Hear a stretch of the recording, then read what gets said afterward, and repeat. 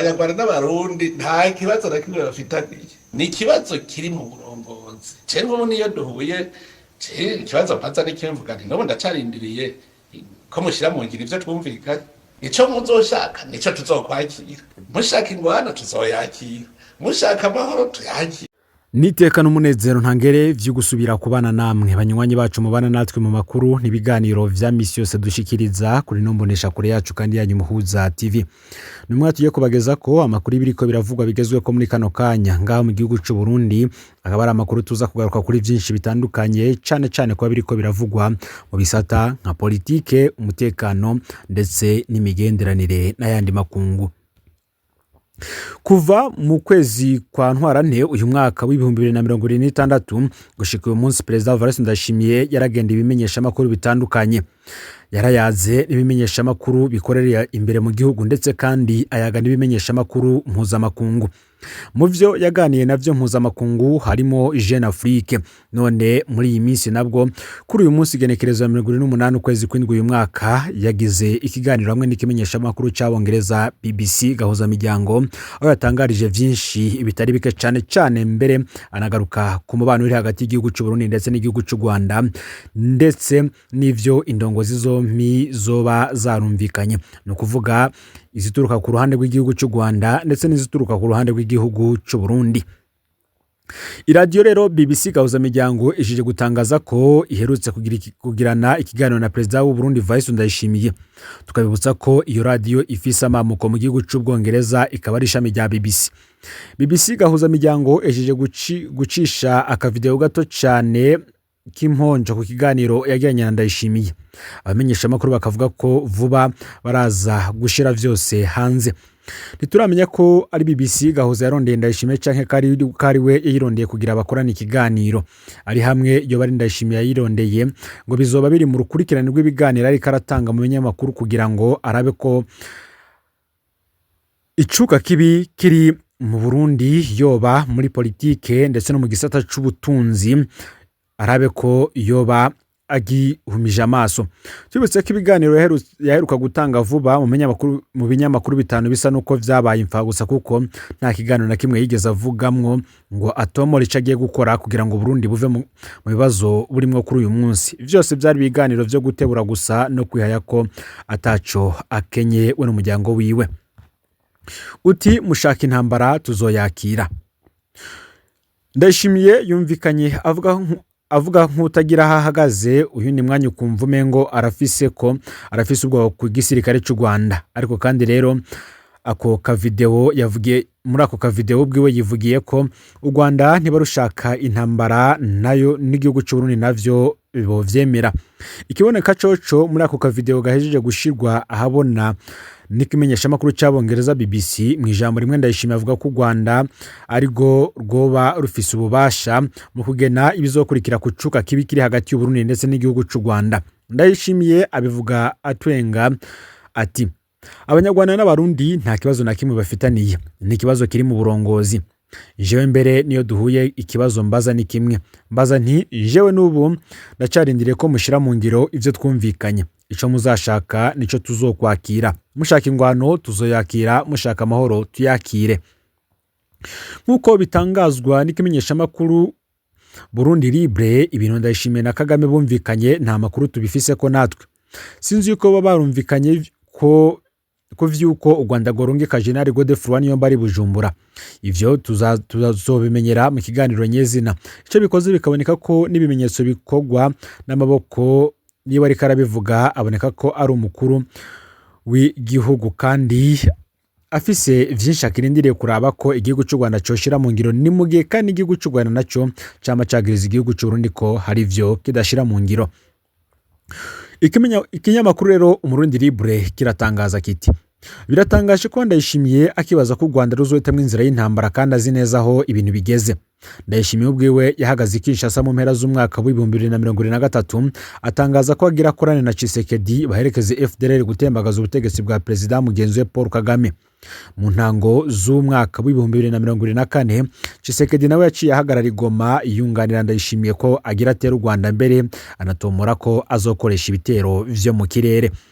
inyuma y'umwaka Tshisekedi atangaje ko yiteguriye gupfukamisha u Rwanda, igisagara ca Goma yabitangarijemwo caciye gifatwa n'abagwanyi ba M23. Kuva ico gihe gushika uyu mwanya turiko tuvuga iyi nkuru, Tshisekedi ntiyohonyoza ikirenge i Goma. Ndayishimiye na Tshisekedi babonye ibibaye ntibaronse ayo bacira n'ayo bamira. Kikabandanya kigira kiti ubu inyuma y'imyaka 3 ingabo za Tshisekedi na Ndayishimiye zikinagijwe muri Goma na Bukavu, ibintu bibandanya kunyuka. Bariko baratsindwa ku rugamba bimwe biteye isoni. Intambara zari zigize iminsi muri Minembwe mu ndwi ziheze baratsinzwe, kandi bivugwa ko Uburundi bwatakarije abasirikare benshi cyane. Abakurikirana hafi ivy'urugamba rwa M23 na leta ya Kongo bavuga ko biboneka ko mu minsi ya vuba M23 ishobora kugaba ibindi bitero vyo kwagura uturere igaba aho teritwari ya Baraka ishobora gufatwa. Ako karere karamutse gafashwe na M23, bivugwa ko igisoda ca Ndayishimiye kizoba gejeje gutakaza amayira yose aca mu kiyaga Tanganyika yinjira muri gihugu ca Repubulika Iharanira Intwaro Rusangi ya Kongo. Ndayishimiye rero yarayabwiye radio BBC Gahuza mu gihe hanurwanurwa ibitero bishobora gutangura vuba ku Burundi bikozwe n'umuhari Red Tabara. Ivyo kandi akaba bivuze mu gihe intambara yagiye gucamwo amafaranga muri Kongo ariko arazitsindwa ku rugero ruteye agahinda. Ivyo bikaba bimeze uko mu gihe igisoda c'u Burundi camaze kumubana ng'ivyondo kandi cahora cubahitse mw'isi no mu karere. Ubutunzi bw'igihugu busa n'ubwamaze guhenukira mu manga bivuye ku burongozi bwiwe. Himirije amatora we nyene ubwiwe wamuteye ubwoba. Mu mugambwe wiwe yikeka abansi gusa, nayo intambara yagiye gukomanga ku rwego rw'u Rwanda mu mwaka wa 2023 ngo zigeze hafi ya Tanganyika na Uvira ni nko kw'irembo. Nkuko ikinyamakuru Murundi Libre kibandanya kibitangaza, ngo Ndayishimiye rero niwe yabwiye BBC Gahuza ko Kagame ashaka amahoro azoyakira, ashatse intambara nayo akayakira. No kuvuga ko Ndayishimiye yemeje ko atamahitamwe agisigaranye. Ndayishimiye ntabesha kuko ubwe warazirikana ko igihe yari afise ububasha bwo guhitamwe mu mwaka wa 2020 hari mu mwaka wa 2023 gusa. Nkuko ikinyamakuru Umurundi Libre kibandanya kibitangaza, kirabandanya kivuga kiti uwo Ndayishimiye rero niwe yabwiye BBC Gahuza miryango ko Kagame ashaka amahoro azoyakira, ashatse intambara nayo akayakira. No kuvuga ko Ndayishimiye yemeje ko atamahitamwo agisigaranye. Ndayishimiye ngo ntabeshe kuko ubwiwe arazirikana ko igihe yari afise ububasha bwo guhitamwo hari mu mwaka wa 2023 gusa. Kuva rero ahisemwo gutwara ingabo z'u Burundi muri Goma ahegera ibibe bw'u Rwanda, arazi ko ibiriko birakurikira atajambo abifise ku ngo bateze umutwe ngariko nk'ubu yobivamwo akirukira ngaracafise aho yo kwinyuranganya. Nkuko ikinyamakuru kibandanya kibivuga, ngariko naho Ndayishimiye asa n'uwihebuye, ari hamwe yo kwegera abarundi b'umutima apana bajya bamukomera amashi bomwereka hamenera kikura mu kangaratete arimwo muri Kongo, ngo niyanka naho zo kwibuka kubogora yasheshe. Hagati aho imbonera kure zibwirwa ko ibintu vyifashe neza muri Kongo kandi zirubahuka zikavyizera nkuko ikinyamakuru Murundi Libre kibitangaza. Ibi rero akaba ari ivyanditswe biturutse ku gace gato ka video ihejeje gushirwa habana n'ikimenyesha makuru c'Abongereza BBC Gahuza miryango kigaruka kuri bimwe baza kugaruka ko mu kiganiro kirekire bagiranye n'umukuru w'igihugu c'u Burundi nyene Cubaro Varisito Ndayishimiye. Mutero ninda zohagarika akajagari kari mu rudandazwa rw'ibinyobwa vya Braludi igasogwe. Amakuru dukura muri zone Gasogwe avuga ko iyo zone irangwamwo akajagari kenshi mu rudandazwa rw'ibinyobwa vya Braludi. Mu nkuru zagiye zirashigwa ahabona zukungena abadandaza bishingira ibiciro bashatse kuko bashigikiwe n'abakomeye. Uyu munsi naho hari igituma inzoga za Braludi muri Gasogwe ari umuzi wibuye. Isoko ryacu Gasogwe ryatwiganiye ko zone Gasogwe ibarizwamwo amadepo 2 gusa. Ikibabaje inzoga zose zihawe ayo madepo 2 zica ziranguzwa muri komine Butihinda. Bivugwa ko hari n'ububare buranguza ibinyobwa bwaranguye bikerekeza Butihinda. Muri Gasogwe hacasigara ibinyobwa bike cyane bigasukira mu cogeje abaca baduza ibiciro uko bashatse. Isoko ryacu Butihinda rikavuga ko inzoga zipakigwa ku muranga izuba riva eka n'inzego z'igipolisi zirorera. mu bakora urwo rudandazwa haranavugwamo kandi umupolisi yitwa Leonard akorera i Karusi. Isoko ryacu rikavuga ko uyu mupolisi ari umwe aherutse guhererekanwa ku mbuga hwaniro yaborewe ariko asegereza umuzungukazi yari mu modoka. Uyu Leonard afise akazi ko kwegeranya inzoga mu turere twa Karusi agacapakira amafuso canke probox. Izo nzoga zivuye i Karusi zica zishikira igasogwe kuri hoteli G1 zigaca zishigwa hamwe n'izegeranirijwe mu madepo abiri yahe gasogwe no mu bubare, zica zipakirwa mu mafuso zikaranguzwa i Butihinda. Isoko ryacu rikavuga ko nejo yaheze kwigenekerezo ya 27 mu kakaro uyu mwaka w'2027 ico gikorwa cabaye. Leonard yazanye ifuso imwe yuzuye hamwe na probox zitatu aca ahabwa amafaranga na mwene hoteli G1. Inzoga zaciye zunguruzwa ku mapikipiki zerekeza i Butihinda. Mu yandi majambo ihoteli G1 umenga isigari depo y'inzoga yiyongera kuri zibiri zisanzweho zizwi n'amategeko. Tubajije igituma izo nzoga zica ziranguzwa i Butihinda, isoko ryacu ryatubwiye ko habarizwa amashirahamwe menshi y'abantu bari mu bikorwa byo gucukura ubutare. Inzoga muri Butihinda zinyobwa ku bwinshi mbere ku biciro vy'akamaramaza, aho Primus na Amstel Bright zidandazwa ku mafaranga 8,000. Igihe cyose rero habaye ikena ry'ibidandazwa kanaka ngo leta ibitegerezwa kwitegura guhangana n'abaca batangura kurondera inyungu z'umurengera. Yaba ishiramwe Brarudi ryari rishoboye gutanga ibinyobwa bikwiye mu gihugu cyose ngo nakajagari kaba karangwa mu bubare no mu madepo. Mu bihe nk'ibi rero abategetsi bo hasi bategerezwa kugira uruhara rudasanzwe mu gukingira abaguzi. Mutero none ako kajagari kazohagarikwa nande? Umusanire wa komine Muyinga Amede Misago na Nyaragase atohoze ku binyobwa vyegeranirizwa kuri hoteli G1 imbere yuko vyerekeza i Butihinda. Amede Misago niyaheza gutohoza ku kajagari ni vyiza ko kandi yoca yicarana mu musanire wa Butihinda. Birakwiye ko boba barabira hamwe ukungene basaba ishiramwe Brarudi kongereza urugero rw'ibinyobwa muri komine Butihinda. Uramatari w'intara ya Buhumuza kandi nawe ntakwiye kuguma mu gacere mu makomine agize intara arongoye havugwa kajagari mu rudandazwa rw'ibinyobwa vya Brarudi. Denise Ndaruhekeye ngo nakora amatohoza mu yandi makomine amenye uko ibintu vyifashe maze abitorere inyishu nkuko amakuru adushikira abivuga. Sivyo gusa kuko abanyagihugu muri Gasorwe bariko batabaza kuri ako kajagari kuko iyi nkuru isa niyishura. Inkuru yari yashizwe ahabona ku munsi w'ejo uheze kwigenekerezo ya 27 mu kakaro uyu mwaka w'2026. Bumwe mu butumwa umunyagihugu yatanze yagize ati turasaba mudushikanire kuri ubu butumwa. Turatangazwa na zone imwe muzigize komine Muyinga kubijanye n'ibidandazwa vy'ibinyobwa vya Brarudi.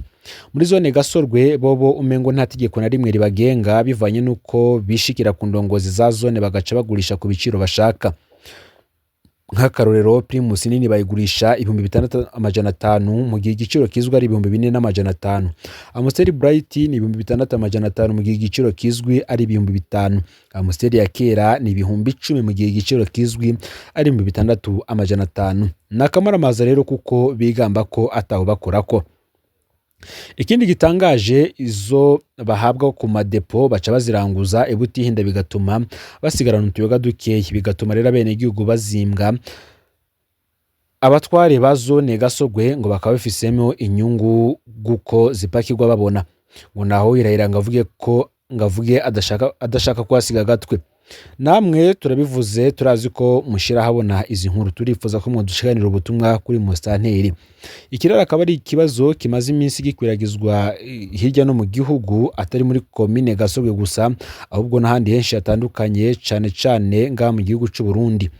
Ni mu gihe ishiramwe Brarudi naryo rimaze igihe ryidogerwa cane n'abene igihugu ko ridatanga inzoga zikwiye, bigatuma habaho uruhombo ndetse no kuduza ibiciro ku binyobwa bimwe bimwe bikogwa n'iryo hinguriro. Ni mu gihe kandi mu yandi makuru hari ibindi vyinshi biriko biravugwa bigezweko. Kuva ku igenekerezo ya 22 gushika ku igenekerezo ya 24 mu kakaro mu makomine ya Muyinga, Butinda na Makebuko harabaye igikorwa cyo gusubira kuraba no gusuzuma ivyakozwe n'imigwi yashinzwe n'umugambi Padane, umugambi umaze igihe kitari gito ushira imbere iterambere ry'abene igihugu biciye mu ngaburo ibereye, isuku n'isukura, uburimyi, ubworozi, kwihangira imirimo no gushigikira abene igihugu muri iyo mitumba. Kubwakira Akimana ashinzwe kumenyekanisha ibikorwa vy'umugambi Padane, intumbero y'ico gikorwa kwari ugutanga utuganuke ku migwi yakoze neza gusumba iyindi mu kuzana impinduka iboneka mu kibano kandi yongera ishigikirwe mu kuronswa udukoresho iyo migwi isanzwe ikenera mu bikorwa vyabo vya misi yose kugira ngo bashobore kubandanya mu gihe umugambi Padane uzoba waheze. Mpawe nayo Vianne ubwo ku mutumba Mwurire yavuze ko umugambi Padane wabigishije kubijanye n'inyenyeri zitanu zigizwe n'imigwi y'ibipfungurwa itandukanye, isuku n'isukura hamwe no kwiziganiriza kazoza. Ivyo byose bikaba vyarashobotse biciye mu nyigisho zatanzwe n'umugambi Padane ufadikanije na SNV.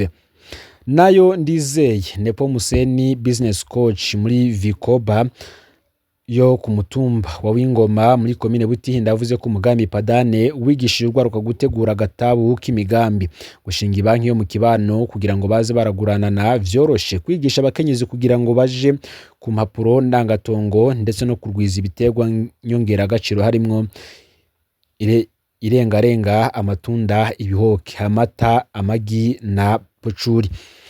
Mu majambo yiwe Kaburundi Jean Prime ushinzwe ivy'urunani nyongereza agaciro mu mugambi Padane yamenyesheje ko ico gikorwa kiri mu rukurikirane rw'umugambi Padane umaze igihe kitari gito ukorera muri komine Muyinga na Butihinda, aho ukorera mu bisata vy'uburimyi, birengarenga, ibihoke, amatunda, amabungo, amasaka n'ibindi vyinshi.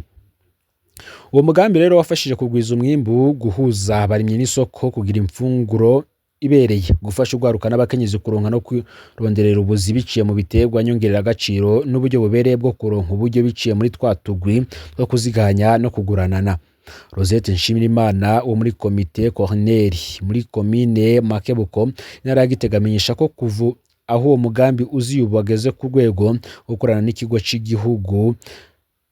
cy'igihugu Isabu mu gutanga imbuto zirobanuye zirengarenga ku barimyi bo muri iyo komine ndetse no mu gihugu cose. Uwaserukiye igisata c'amagara y'abantu muri komine Muyinga yashimye Padane ku ruhara rwayo mu guteza imbere amagara y'abene gihugu cane cane biciye mu ngaburo ibereye, isuku n'isukura, uburimyi n'ubworozi. Yasavye ko izo nyigisho zoshirwa no mu yindi mitumba kuko komine Muyinga ifise imitumba myinshi kandi hakenewe ko igikorwa co kugwanya ingorane zo gupfungura nabi ku bana congerekana. Mu yandi makuru ariko aravugwa, Bubanza yakanguwe n'umupanga ariko atemagurwa n'umugore wiwe Imana irakinga. Mwijoro ryaheze ryo kwigenekerezo ya 27 rishira igenekerezo ya 28 mu Kakaro uyu mwaka, Nyabenda umugabo w'imyaka 58 yararyamye ari kumwe n'umugore we Girukwishaka afise imyaka 55. Bugingo agize ngarasinzira yasubiye gutora ubwenge abona amaraso aseseka, umugore we wakobeje amutemagura. Hari igihe c'isaha 4 z'ijoro aho vyaba, ndetse mu majambo yiwe ahagwariye mu bitaro vy'Ibubanza aho vyabaye ngombwa ko asonwa mu mutwe wose, ku maboko n'ahandi henshi afise ibikomere. Akavuga ko yamutemagura n'umwete mwinshi. Agira ati umugore wanje naho twari tubanye nabi ntiyari bwantemesha umupanga nk'uku. Bavyaranye abana 5, 3 nibo bariho. Ati tumaranye imyaka 20, twimukiye ku mutumba wa Ngara muri zone Muramba komine Bubanza intara ya Bujumbura tuvuye mu Kayanza. Biboneka ko bapfa n'itunga ry'ivyurugo. Abananyagira ati umugore wanje ari mu mashiramwe ashika 5 nta kinazana mu rugo sinkavuge. Uyu mugore wa Nyabenda yagira kabiri ntibari banditswe, uwo banditswe yamusize mu Kayanza. Girukwishaka akaba rero yarayafashwe n'igipolisi ubu akaba afungiye kuri zone Muramba. Gaburira amakuru yaragezwe ko muri kano kanya ufyonde subscribe canke sabone ne butarafyonda ko kugira ngo tujucikanwa nayo dushikiriza, usangiza no makuru bagenza babo bose kugira ngo nabo baje barashikirwa nayo biriko biravugwa bigezwe ko ngaha mu gihugu c'u Burundi, hanze y'imbibe z'igihugu c'u Burundi ndetse no mu makungu ya kure. Numuza TV rero Imana ibahezagire mu bikorwa vyanyu vya misi yose muri ko murakora amakuru n'ibiganiro dushikiriza kuri no mbonesha kure, yoba iba biriko biravugwa mu gisata ca politike, agata y'akazi na muntu, imigenderanire n'ayandi makungu ndetse n'ibindi vyinshi biriko biravugwa ku bategetsi bagiye batandukanye bo mu nzego zitandukanye zigize igihugu ndetse n'ubuzima bwacu. Numuza TV rero Imana ibahezagire mu bikorwa vyanyu vya misi yose muri ko murakora.